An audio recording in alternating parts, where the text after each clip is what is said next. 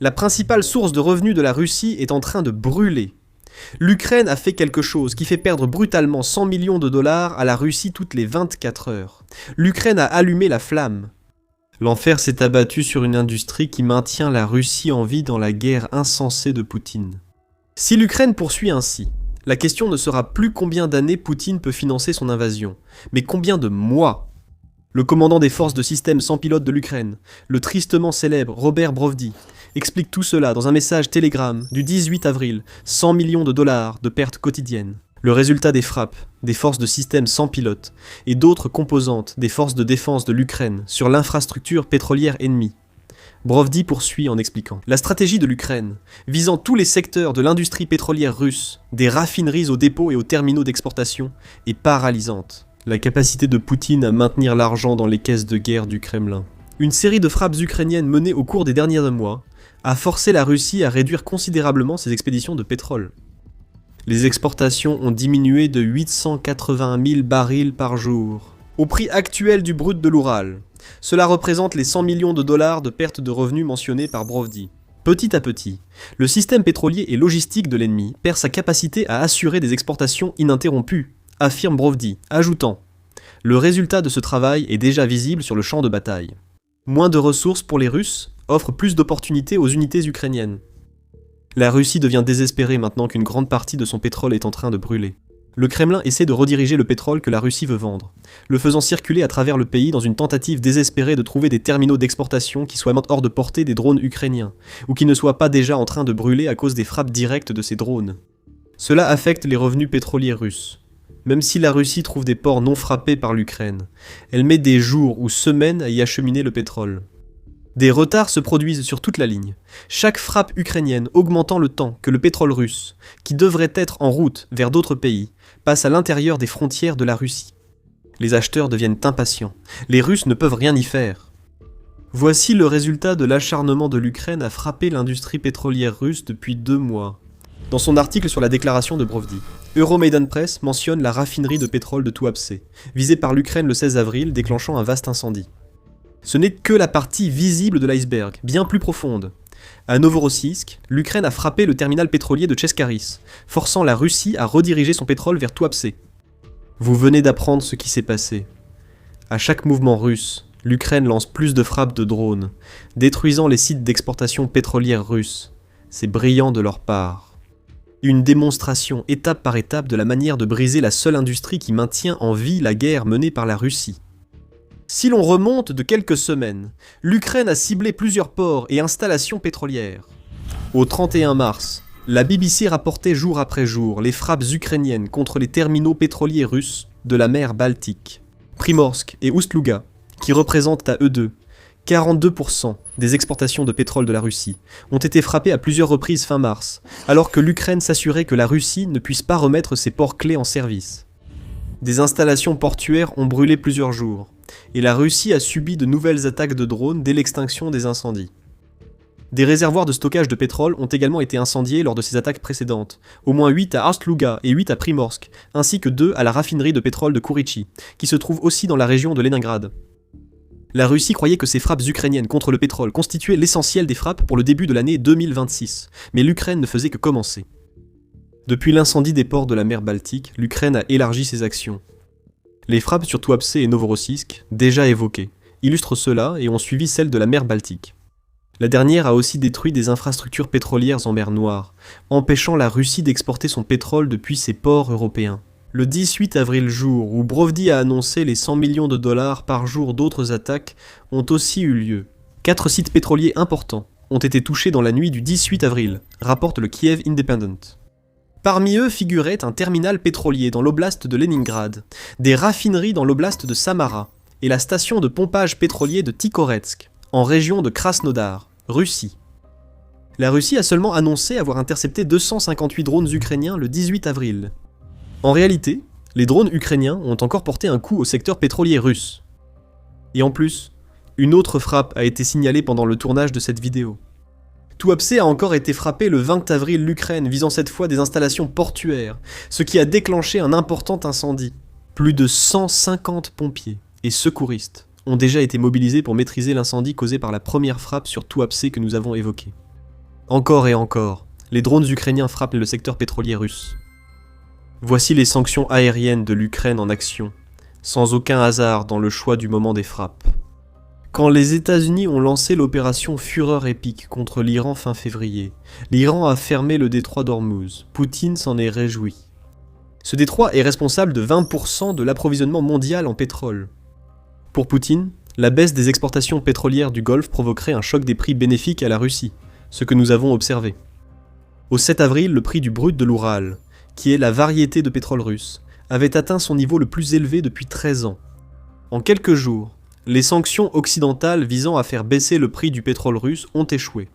De plus, des décisions américaines sur les sanctions ont contrarié l'Ukraine.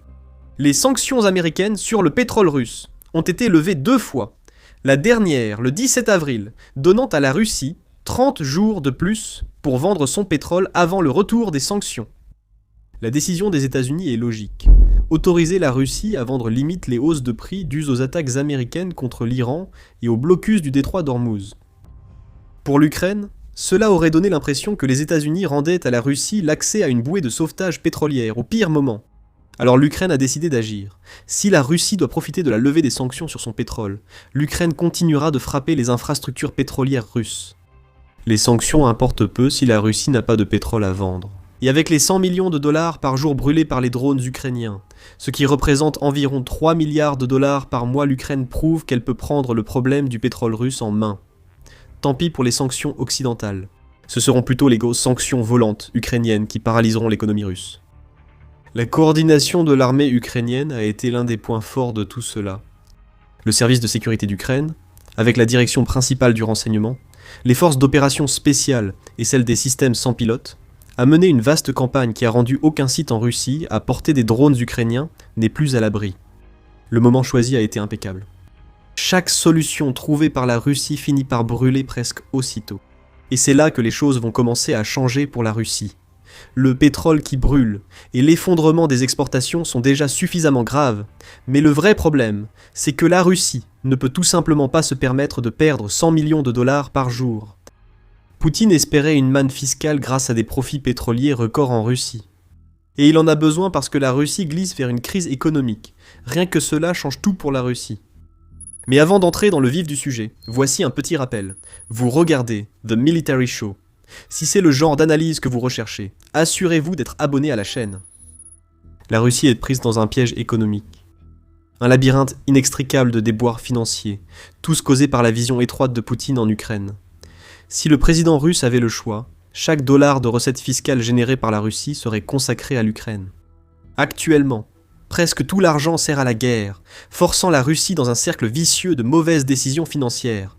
Le schéma est simple, la Russie reçoit de l'argent, l'utilise pour des équipements militaires, qui sont ensuite détruits. La Russie n'obtient aucun retour sur son investissement, puis elle injecte encore plus d'argent dans la machine de guerre. À un moment donné, quelque chose doit céder. L'argent ne peut pas couler sans fin. Les dépenses militaires russes sont si énormes qu'elles détournent des fonds essentiels au fonctionnement du pays.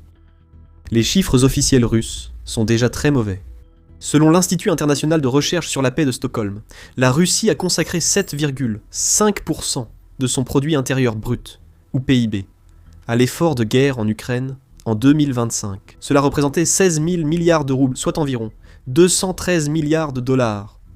Les dépenses prévues pour 2026 devraient être inférieures. Seulement 6,3% du PIB de la Russie, soit environ 198 milliards de dollars, seront consacrés à la machine de guerre cette année. Cela reste une somme énorme alors que l'invasion de Poutine entre dans sa 5e année, indiquant que la Russie aura probablement dépensé plus de 1000 milliards de dollars pour la guerre d'ici fin 2026, et cela dans le meilleur des cas. Ces chiffres officiels sont ceux que la Russie accepte de révéler sur ses dépenses militaires, mais la réalité cachée est bien pire. En février, Défense 24 a indiqué que le service fédéral de renseignement allemand, le BND, a constaté que les dépenses militaires réelles de la Russie sont bien supérieures à ce que le pays déclare au monde et à sa propre population. En réalité, selon le BND, les dépenses de la Russie pourraient avoir été jusqu'à 66% plus élevées que ce qu'elle déclarait. Par exemple, il se peut qu'en 2025, la Russie ait consacré 10% de son PIB à son armée, plutôt que les 7,5% qui ont été comptabilisés dans les dépenses officielles. Tout cela signifie que la Russie pourrait dépenser jusqu'à 50% de l'ensemble du budget de l'État pour la vision insensée de Poutine, d'un monde où l'Ukraine fait partie de la Fédération de Russie. Comment Poutine peut-il juger cela durable ? Même si la Russie gagnait en Ukraine, il ne resterait plus rien de la Russie dont l'Ukraine pourrait faire partie.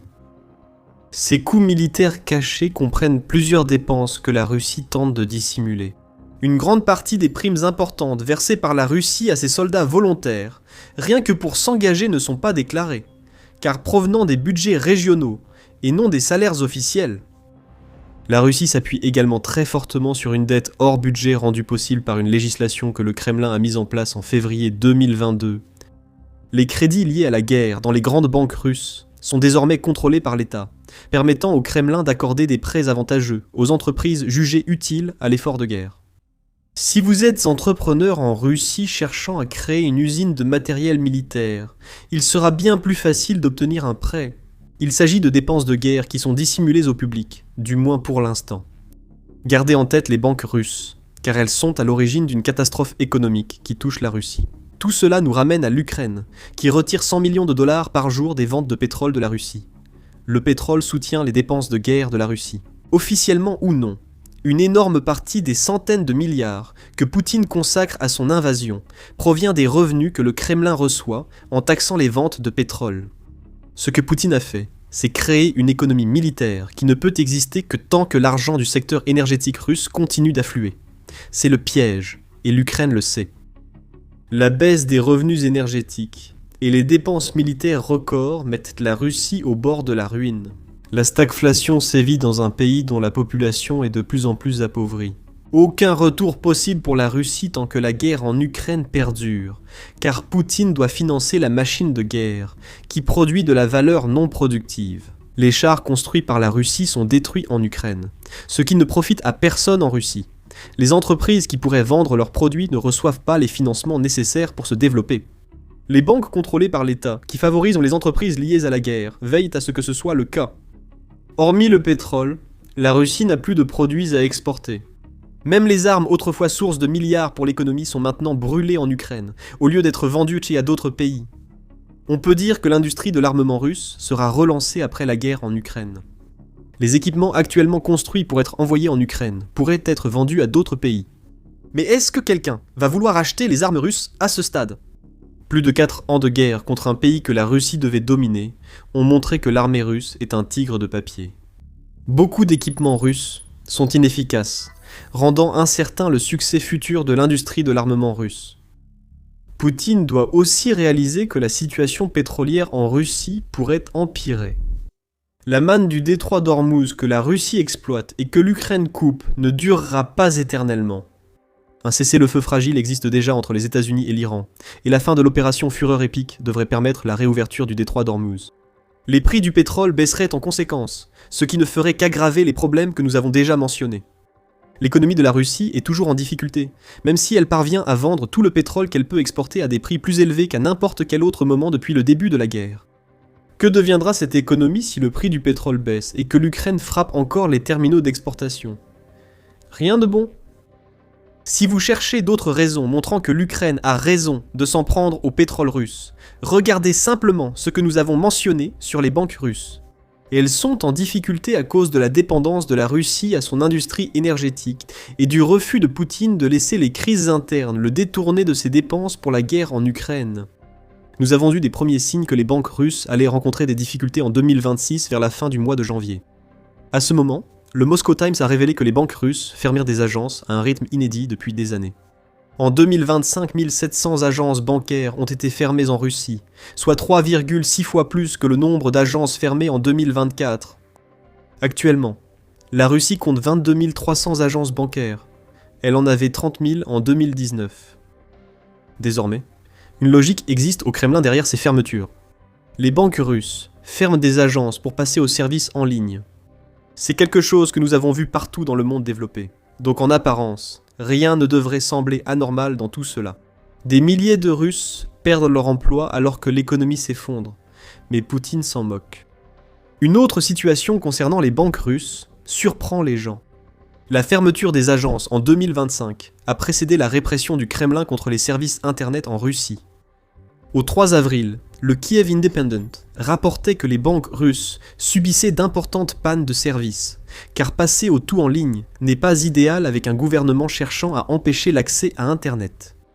Le média indique que les pannes touchant les applications bancaires mobiles, les retraits aux distributeurs automatiques et les virements pour certaines des plus grandes banques russes ont tous un effet domino sur les entreprises russes, car elles sont contraintes d'accepter uniquement les paiements en espèces.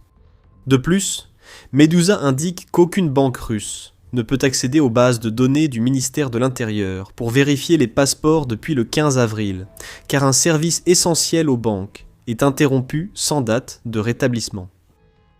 Si l'on ignorait la situation, on penserait que le Kremlin cherche à paralyser les banques russes. Rien de tout cela n'a de sens.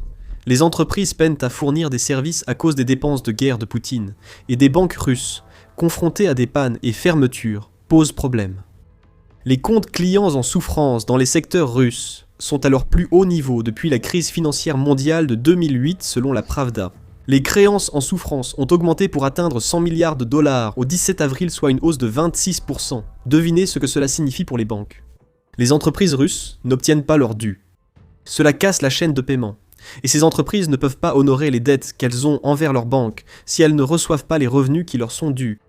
Les entreprises russes s'appauvrissent, tandis que leurs dettes envers les banques restent élevées. Une situation désastreuse. Quand les entreprises ne paient plus, tout le système bancaire russe s'effondre. Les pannes et fermetures n'aident pas. Pourtant, les drones ukrainiens volent toujours. La campagne ukrainienne contre les exportations de pétrole russe a des impacts évidents. Si le pétrole n'est pas exporté, le Kremlin a moins d'argent pour financer l'invasion. Mais derrière ces frappes, l'économie russe est en crise. Les dépenses militaires ont complètement échappé à tout contrôle, alors que le Kremlin tente de cacher l'ampleur réelle de ses dépenses à une population qui s'appauvrit, et qui voit ses villes et villages subir les conséquences des mauvaises décisions de Poutine. La Russie produit beaucoup moins de biens à exporter qu'elle ne l'a fait depuis des années, encore une fois parce que le Kremlin continue d'injecter de l'argent dans la machine de guerre. Les banques, essentielles pour tous, du citoyen aux grandes entreprises russes, s'effondrent à cause des dettes impayées et de les restrictions du Kremlin sur Internet. C'est une poudrière économique. L'objectif de l'Ukraine maintenant est de maintenir la pression grâce aux frappes en profondeur, jusqu'à ce que cette poudrière explose au visage de Poutine. Peut-être souhaitez-vous en savoir plus sur les types de frappes que l'Ukraine mène contre le secteur pétrolier russe. Dans ce cas, nous pouvons vous ramener à Novorossiysk, où l'Ukraine a plus tôt en avril frappé l'un des principaux ports russes de la mer Noire. Regardez notre vidéo pour découvrir ce que fait précisément l'Ukraine, ce qui fait perdre à la Russie 100 millions de dollars par jour en exportation. Et si vous avez apprécié cette vidéo, assurez-vous de vous abonner à The Military Show pour ne manquer aucune de nos analyses sur les frappes de l'Ukraine ou la situation financière précaire de la Russie. Et merci, comme toujours, de nous avoir regardés.